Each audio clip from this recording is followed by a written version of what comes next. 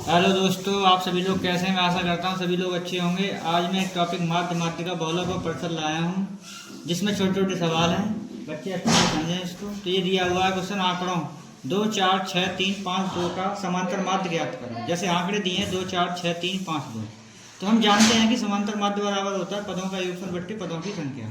तो यहाँ लिखेंगे 2 + 4 + 6 + 3 + 5 + 2, इनको ऐड करेंगे तो ये 22 बचे, और जितने नंबर होते हैं जितने भी पद हैं उसका भाग लगा देंगे। 6 पद हैं तो 6 का भाग लगा दिया, तो आया हमारा 3.6 लगभग में। अगला सवाल दिया हुआ हमारे पास, आंकड़ों 4 6 2 8 x 3 का समांतर माध्य 20 है, तो x का मान ज्ञात करो। तो यहाँ आंकड़े लिख लिए हमने 4 6 2 8 x 3, समांतर माध्य होता है हमारे पास 20, तो दिया है इसमें 20, तो समांतर माध्य बराबर हम जानते हैं कितना होता है। तो हम यहाँ पे इजीली इसमें वैल्यू पुट की, तो ये आया हमारा 20 4 6 2 8 x + 3। तो इसको हम यहाँ पर क्या करेंगे, इसका मल्टीप्लाई इसके साथ कर देंगे, तो ये हो जाएगा 6 दूनी 12 यानी 120। इसको ऐड कर देंगे 6 4 10 10 और 10 20 20 और 3 23 प्लस x। तो यहाँ x बराबर लिखेंगे तो आएगा 120 - 23। तो x बराबर हो जाएगा 10 में से 3 गए तो 7 बचे, यहाँ बचे 11 में से 2 गए तो 9, यानी x का मान 97 आ गया। आगे अब सवाल दिया हुआ था इसमें कि आंकड़ों 6 8 4 3 2 5 की माध्यिका ज्ञात करो। यहाँ टॉपिक दे दिया मैंने माध्यिका का, पीछे समांतर माध्यता माध्यिका है। तो यहाँ आंकड़े दिए हैं 6 8 4 3 2 5 आरोही क्रम में। इसको आरोही क्रम में लिखेंगे तो बना हमारे पास 2 3 4 5 6 8। आरोही क्रम होता है छोटे से बड़े की तरफ। तो पदों की संख्या बनी हमारे पास 6, जो कि होता है सम। जब सम होता है तो माध्यिका का फॉर्मूला हम जानते हैं कि n/2 पद का मान प्लस n/2 प्लस 1 पद का मान बट्टे 2। तो यहाँ पे n की जगह हम 6/2 पद का मान प्लस 6/2 प्लस 1 पद का मान बट्टे 2 करेंगे यहाँ पे। तो यहाँ पे 2 तिया 6 और 2 तिया 6, तो यहाँ बचा हमारे पास 3वां पद प्लस 3 और 1 यहाँ 4वां पद बट्टे 2।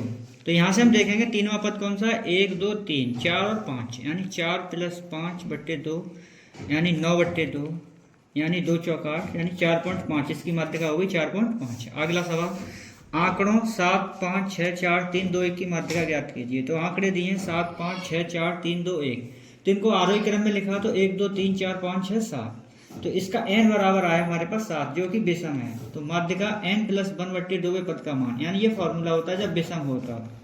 तो हम यहाँ पे इजीली इसमें क्या करेंगे, वैल्यू पुट करेंगे। तो n की जगह लगाएंगे 7 + 1/2 पद का मान। तो यहाँ से लिखा हमने तो ये हो गया 8/2 पद का मान तो 2 चौक 8, यानी यहाँ पे आया हमारे पास 4वें पद का मान, 4वें पद का मान।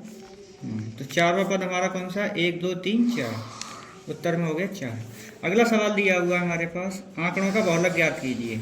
तो ये हमारे पास आंकड़े दिए हुए हैं यहाँ से यहाँ तक के। इसको सबसे पहले आंकड़े जो दिए थे हमने लिख लिए, इसको आरोही क्रम में लिखा हमने। तो आरोही क्रम में होता है पहले छोटे की से बड़े की तरफ, तो 2 2 3 3 लिख दिए।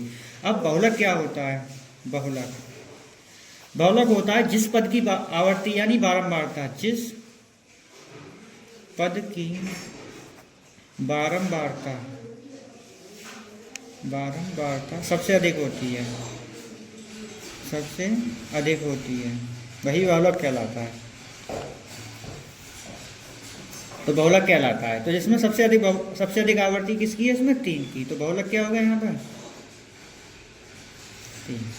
आगे अब यहाँ पे दिया हुआ है हमारे पास कि आंकड़े दिए हुए हैं, इन आंकड़ों में हमें टैली मार्क्स लगाना है। टैली मार्क्स क्या होता है, इसको देखें समझें। तो ये पद दिए थे हमारे पास, वैसे हम इनको आरोही क्रम में ले सकते हैं, बट मैंने यहाँ शॉर्ट कर दिया है। तो इसको क्या किया कि हमने इसमें पद देख लिए कौन कौन से। तो 3 है, 4 है, 5 है, 6 है। इनकी अब बारंबारता देख लेते हैं। तो हमारी 3 कितनी बार है, 1 2 3 4 5 6। तो 3 है हमारे पास 6 बार। अब 4 देखते हैं, 4 कितनी बार है, 1 2 3 4 5, ये 5 बार है। अब 5 देखते हैं, 5 कितनी बार है, 1 2 यानी 2 बार। 6 कितनी बार है, यानी 1 2 3 बार है। तो इसका टैली मार्क्स जब बनाएंगे तो 6 है, तो यहाँ पे टैली मार्क्स होगा इसका 1 2 3 4 और ये 5 और ये 6, यानी टैली मार्क्स को इससे डिनोट करेंगे। अब 5 लिखेंगे तो 1 2 3 4 और ये 5, इसका 2 लिखेंगे, इसका 3 लिखेंगे। ये टैली मार्क्स हो गए, बहुत ईजी है। अगला सवाल दिया हुआ है हमारे पास, निम्नलिखित आंकड़ों का परिसर बताओ, यानी रेंज बताओ। रेंज में क्या होता है, आंकड़े दिए हुए हमारे पास, इन आंकड़ों को लिखा हमने, फिर इसको आरोही क्रम में लिखा। आरोही क्रम में लिखने के बाद जो परिसर होता है, तो परिसर का फॉर्मूला होता है, यानी परिसर यानी रेंज, इसका मान होता है कि बड़ा पद माइनस छोटा पद।